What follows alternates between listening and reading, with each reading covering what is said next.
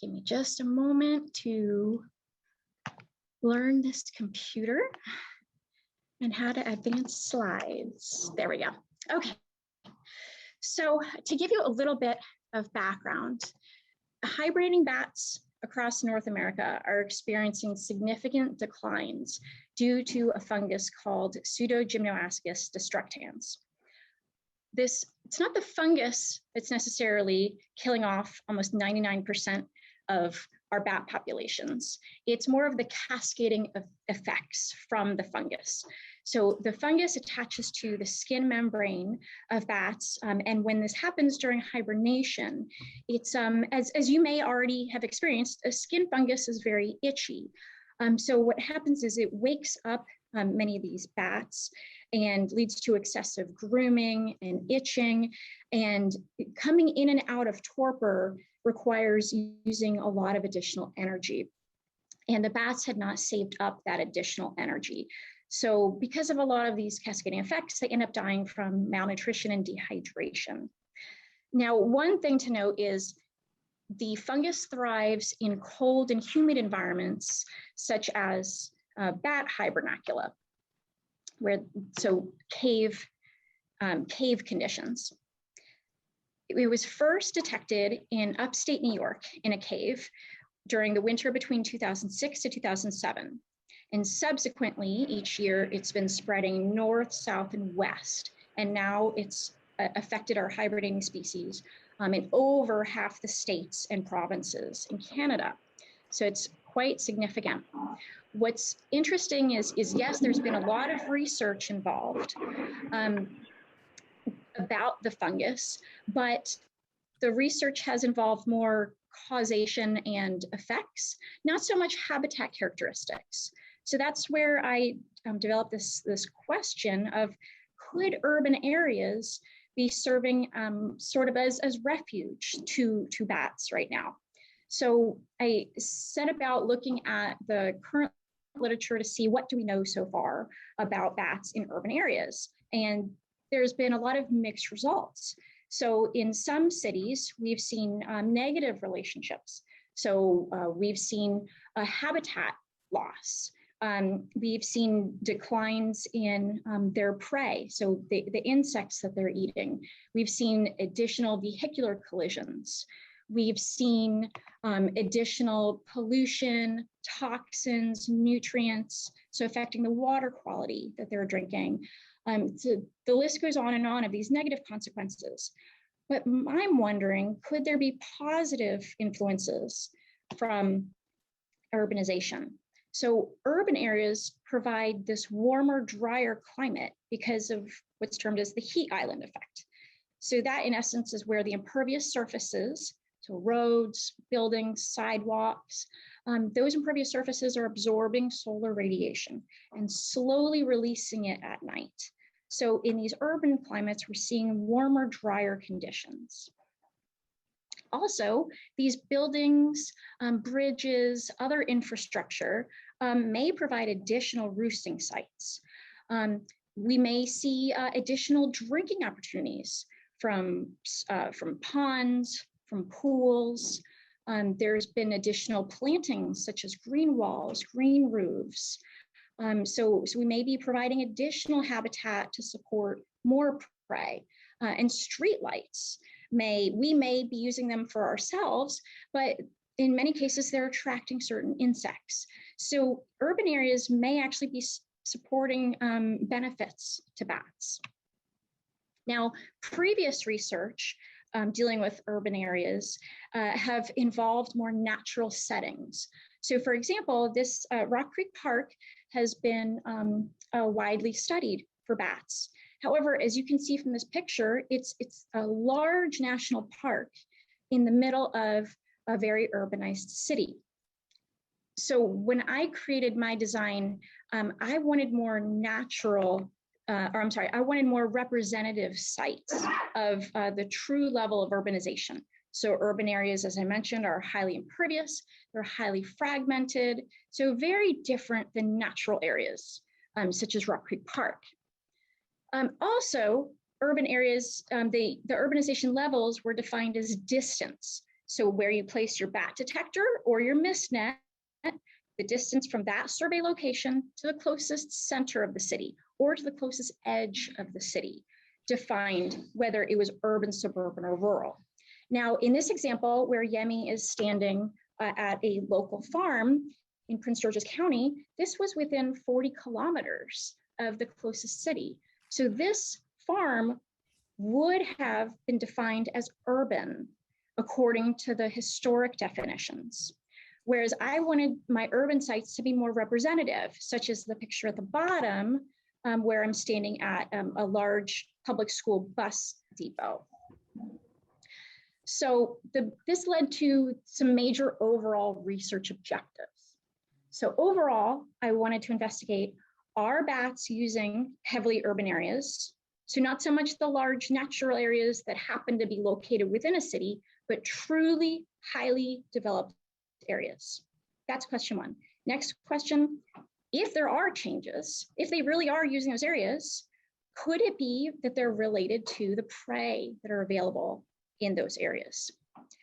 And then let's broaden it even more. What are, out of all the possible habitat features, what might be important to them along the gradient?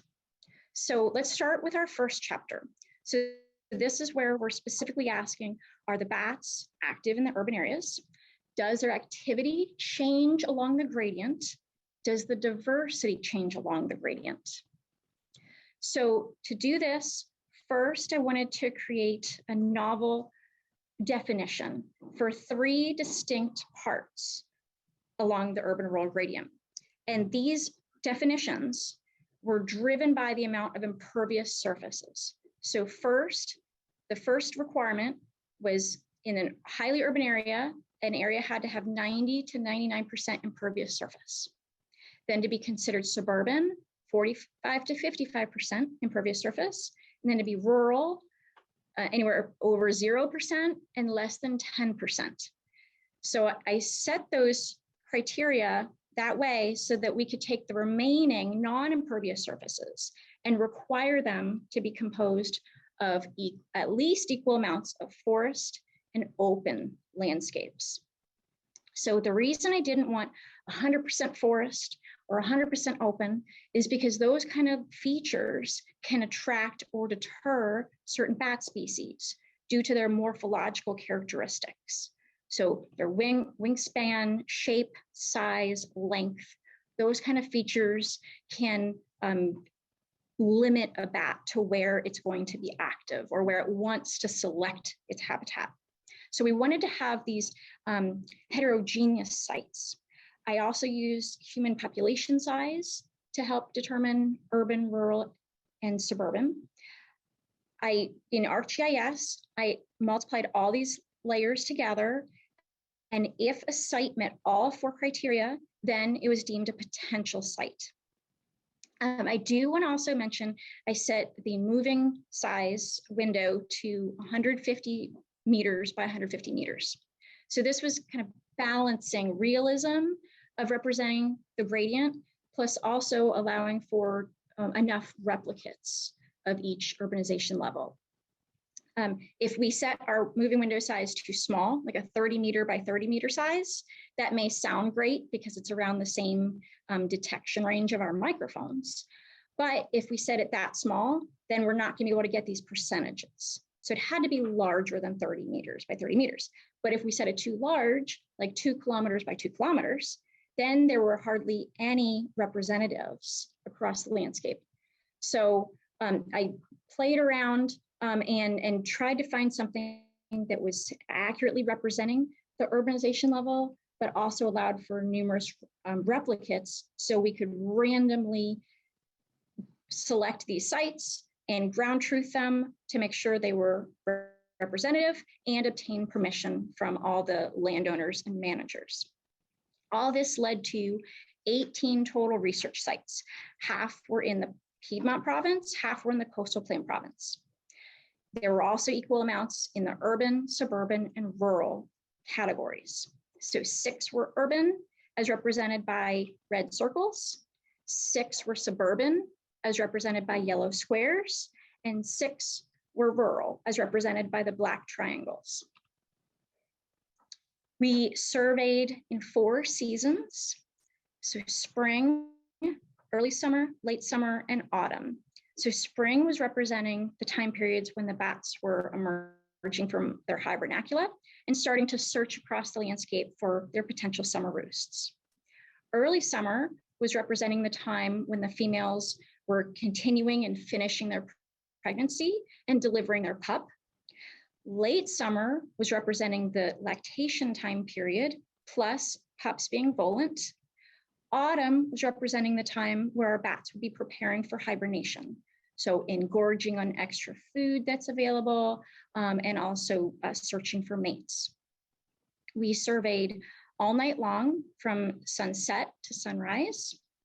We set out detectors at randomly selected sites on Saturday mornings, and we let the detectors run throughout the week, and then we picked them up on Saturday. And when looking at the data, they were not normally distributed, and no amount of transformation was going to put them into a place where we could run those parametric tests if we wanted to see if there were significant changes among urbanization levels, different seasons, and different years.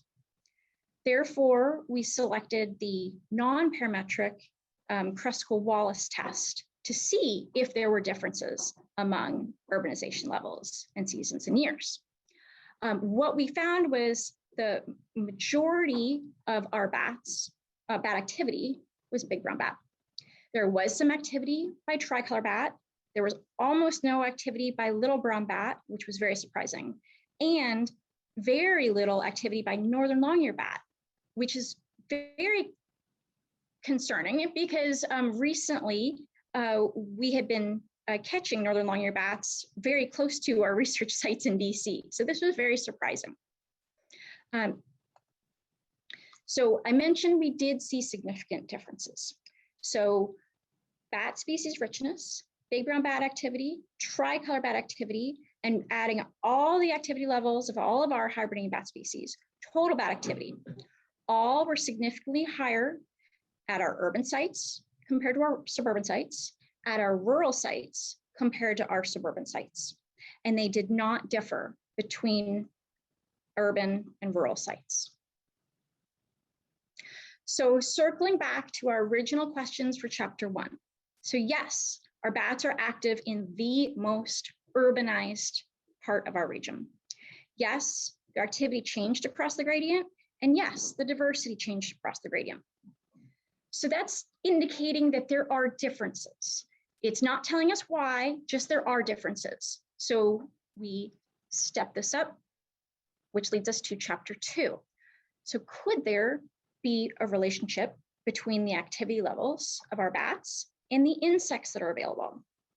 And if there is a relationship, are we also seeing changes in the seasons or across time? Are they matching up? Is there a correlation between the bat activity that we're seeing and the insects that are available? So in addition to the methods we discussed in chapter 1, now we add in a new level of complexity. So now I'll let you know that we also collected insects at all of these sites. So again, as we set up the bat detectors every Saturday, we also set up insect traps.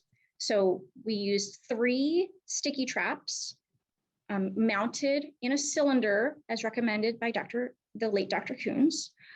We zip tied it together so it stayed on the pole with that bat detector microphone. We collected them at the end of the survey. So the following Saturday, we returned the insect traps to the lab and later identified them to order level. Again, we did see significant differences. So I don't have enough time to tell you all the differences we saw, but I'm just going to give a couple examples. So big brown bat, their activity was highly significant in late summer and significantly higher than autumn, which was significantly higher than early summer and spring. Whereas Coleoptera, their preferred prey, was significantly highest in early summer and higher than late summer, autumn, and spring. When we looked for differences among years, 2015, 16, and 17, we did not see significant differences. Therefore, we combined data from all years as we were analyzing for differences. We did notice differences among our 4 different seasons for our bat activity as well, and along the urban to rural gradient, our 3 different urbanization levels. Therefore, when reviewing for correlations, we analyzed these separately.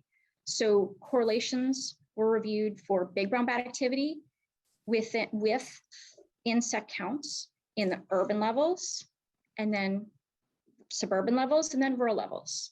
Separately, tricolor bat activity was reviewed for correlations with insect counts at the urban level, suburban, and rural levels in each individual season. And here are the results we saw. So in early summer, big brown bat activity was significantly correlated with Coleoptera counts, Hemiptera counts, and insect diversity. So Shannon H diversity. Their relationship with insects, however, flipped during late summer to a negative relationship. Then by autumn, our hibernation preparation season, they flipped back to positive. So big brown bat were active and highly correlated to Coleoptera counts and Diptera counts at urban sites during autumn. Now, as we look at rural sites, we see somewhat of a similar pattern for tricolor bats. So at rural sites, tricolor bats were also positive for their preferred prey in early summer and autumn, with a switch during late summer. Now, that switch in the late summer is interesting because their correlation relationship was negative for Coleoptera. And remember, the Coleoptera is the big brown bat diet preference. So we'll come back to that in just a moment. So to answer our original questions for chapter 2, yes, bat activity changed each season. Yes, insect counts changed each season. Yes, we saw correlations between them, but only sometimes.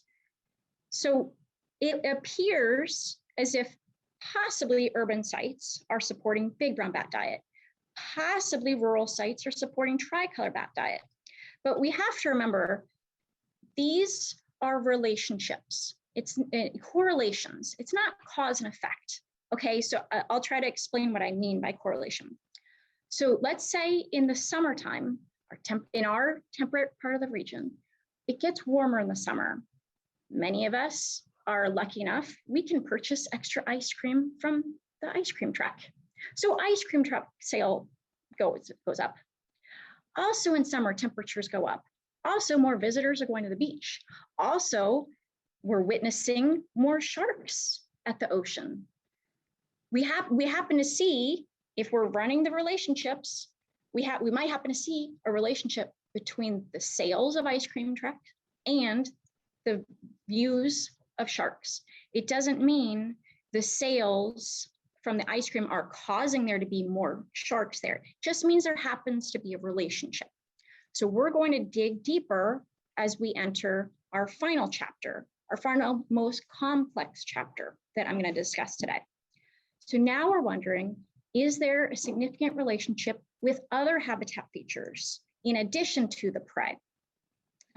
Do those features change across time? So to try to answer this question, we threw in the kitchen sink.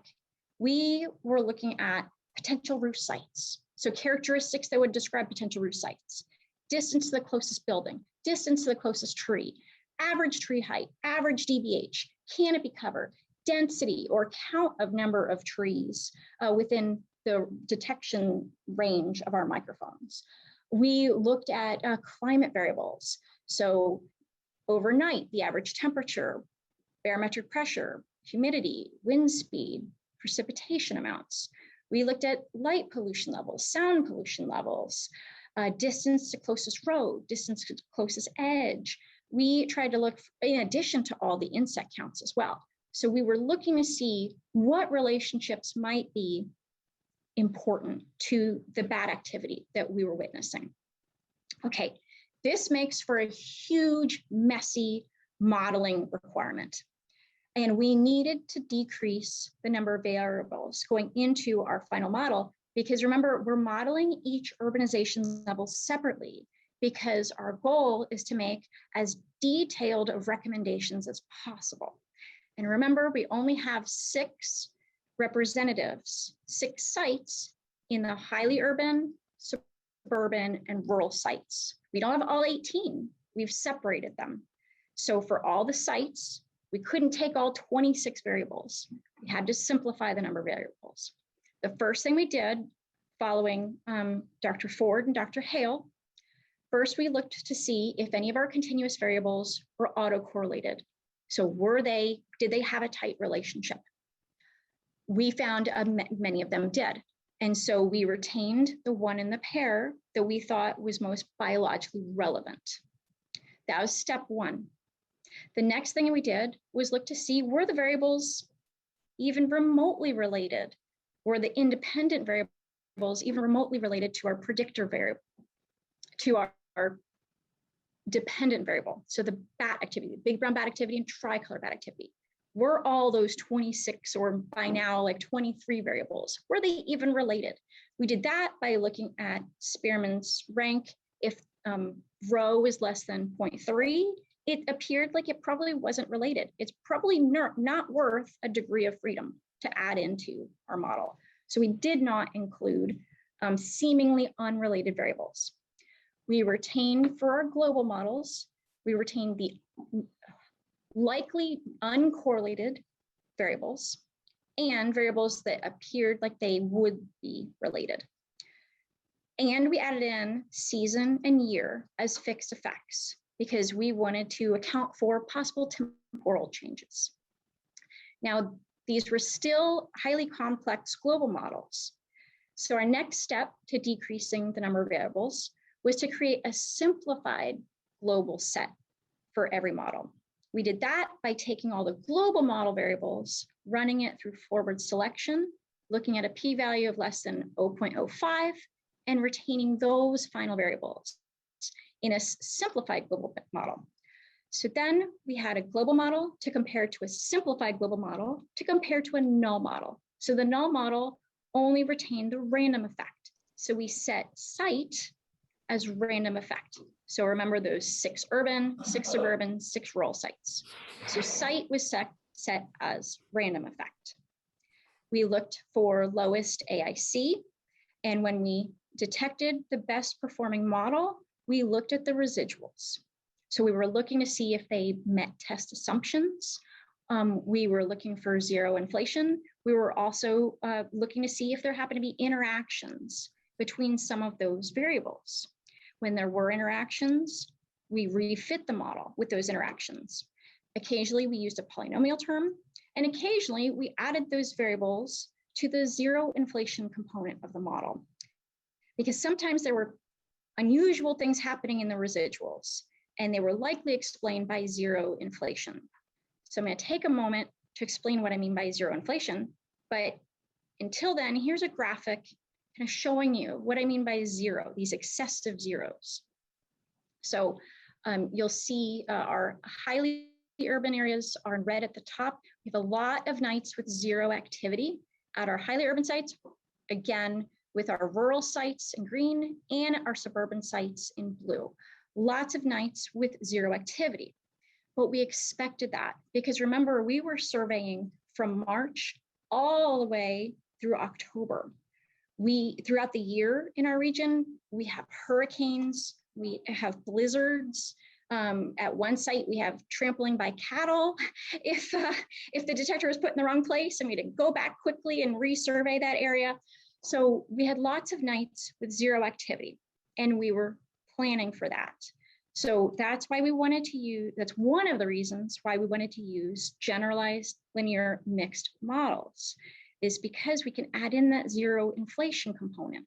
Another reason we use GLMMs is because we can try to avoid pseudo replication. So we return to sites many nights of the week, many seasons, and many years. So it's important that we used a highly sophisticated modeling approach, such as GLMMs. So zero inflation. So in case no one has heard of that before, Zero inflation is not implying a percentage, okay? It's not like an interest rate. It's more of a modeling approach or process. So there could be two different reasons we're seeing excessive zeros. So we could have process variance or sampling variance, okay? So process variance is where we're saying it could be a legitimate reason for there being zero inflation. We could be able to explain that, especially if we add in a variable that's related. We might explain. So maybe temperature, maybe it was too cold, maybe it was too hot, maybe it was raining too much or too windy to be conducive for efficient flight. So maybe there's a legitimate reason. So that could be one reason we're seeing zero inflation. The other reason could be sampling variance.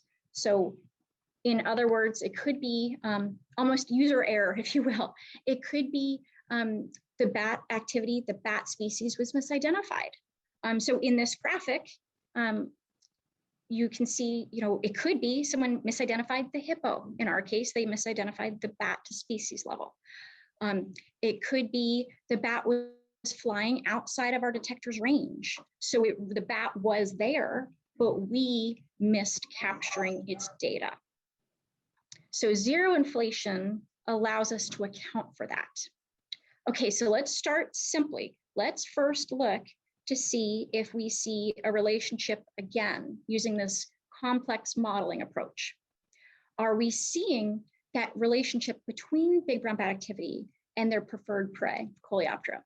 So let's start by looking across all of our 18 sites. So in early summer, we see the activity is highest as indicated in a bright yellow.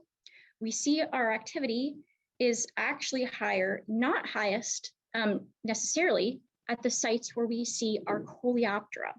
So our Coleoptera are highest at rural sites. So they are indicated by the squares. Our big brown bat activity is indicated by the circles, okay? So our big brown bat activity was highest at rural sites. The Coleoptera counts were highest at both rural and suburban sites. Again, big brown bat activity was highest now at 2 urban sites, whereas the Coleoptera counts were highest at rural sites. Again, big brown bat activity were highly active at those same 2 urban sites. And again, Coleoptera were highly available at other rural sites. So when we look at the models, and I only have enough time to go over just a few or just a couple. So at our urban sites, we did not see that relationship that we saw from our correlations in chapter 2. What we're seeing here using GLMMs at our suburban sites, that's where we're seeing a relationship with our Coleoptera during early summer and during late summer, even though the Coleoptera were more available over at the rural sites. So that was interesting to note. Another thing that was interesting was tree height. So our big brown bat activity seemed to be positively related to tree height at our suburban sites. And actually that matches a research done previously in a state a little bit south of here, where they saw during this lactation time period, which is a very costly time period, during the lactation time period, their big brown bat activity was also highest in suburban sites. So that was very interesting. Plus, when we looked at the tree variables at our suburban sites, they did somewhat match what we've seen in the literature for the roost sites that they selected for. So it looks like, according to these models in this chapter, it's looking like big brown bats may be selecting suburban sites for both their roosting and their foraging activities, even though they could be selecting anywhere because they are active in all parts of our landscape. The characteristics that they're looking for are available across our landscape, but it looks like they're selecting specifically for suburban sites.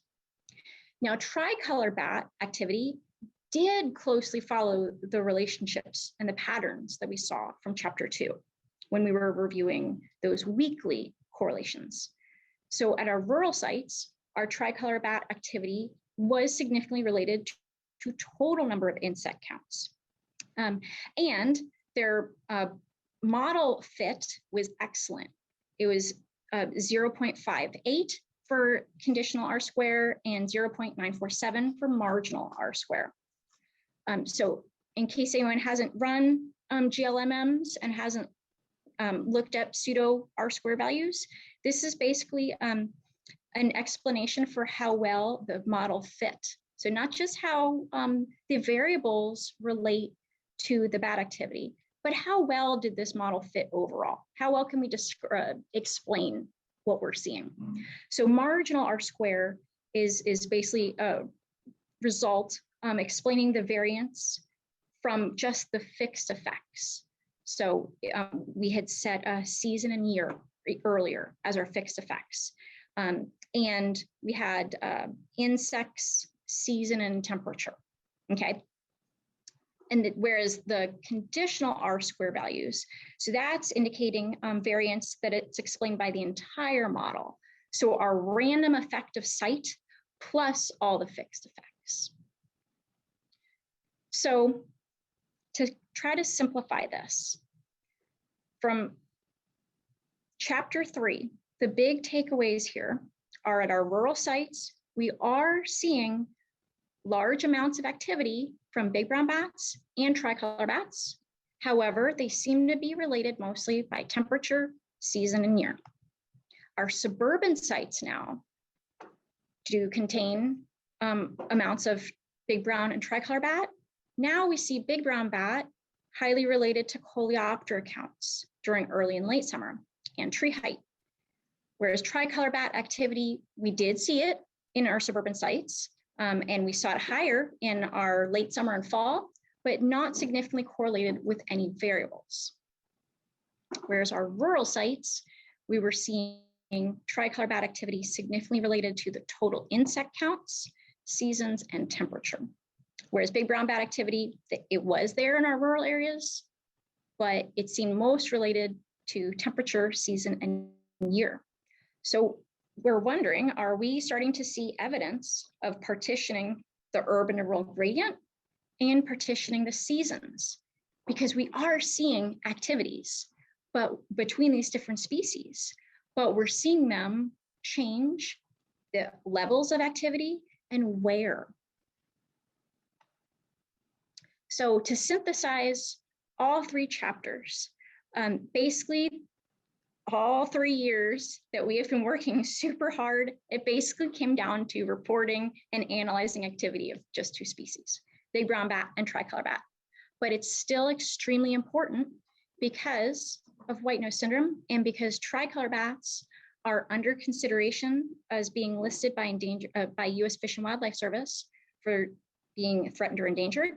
Plus, tricolor bats are already at the most serious level by Maryland Department of Natural Resource as species of greatest conservation need. And we do acknowledge we had high levels of activity at our most urbanized settings. Our suburban settings had some mixed results. Our rural settings definitely had large amounts of bat activity as well. The activity changes could be related to a predator-prey relationship, especially during early summer and autumn. And during our GLMM models, we also saw there could be a predator-prey relationship going on as well. Just the timing and location seem to have shifted slightly. So it looks as if our big brown bats and our tricolor bat, their activity seem to be partitioned. So what all might be driving this? Well, in a recent study located in Europe, they reported eavesdropping, which has been mentioned in several other papers, but they reported eavesdropping by conspecifics, individuals of the same species. So this could be an approach to efficiently navigating around the habitat, learning more habitat features, but by listening in on other individuals, doing the foraging and doing the searching. instead of the individual bat expending all that energy to learn details about the habitat, they may be eavesdropping on other individuals who are doing it. And that may indicate something helpful about the landscape. Or they could be avoiding competition from individuals of other species. So they could be partitioning time and space to avoid competition.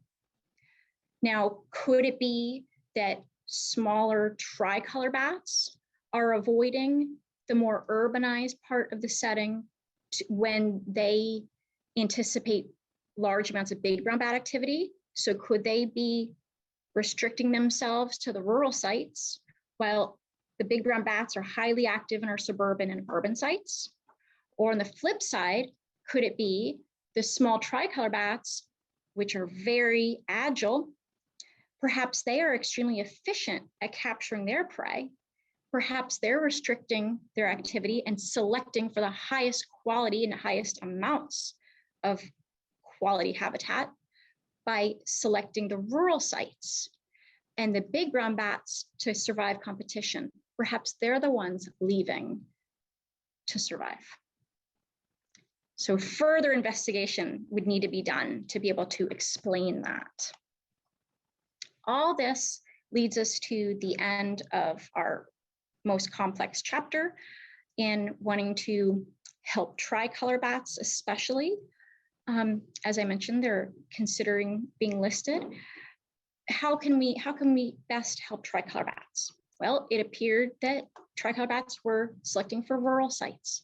Perhaps we could mimic what we're seeing in rural sites at other parts along the gradient. Perhaps we could replace those impervious surfaces with pervious options, such as done here at a local Virginia public library and other public locations.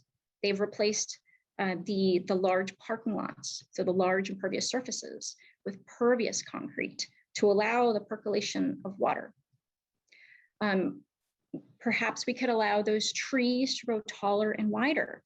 And I acknowledge that having taller, older trees in suburban and urban areas could potentially cause damage to property and utilities during major storm events. So we also highly recommend working with certified arborists to provide cabling and bracing and other infrastructure to allow the trees to grow and age in place while also keeping everyone safe. We could allow for more buffered zones, so allow for more plantings of native habitat, especially native habitat that supports our insects and insect diversity. We could attempt unique ways to educate the public about the benefits of bats and other ecosystem services we get from our wildlife. So thank you to my neighbors for letting me hand out math pages and coloring pages about bat activities along with Halloween candy. All of the recommendations that we provide at the end of this chapter require significant investment of human and financial capital.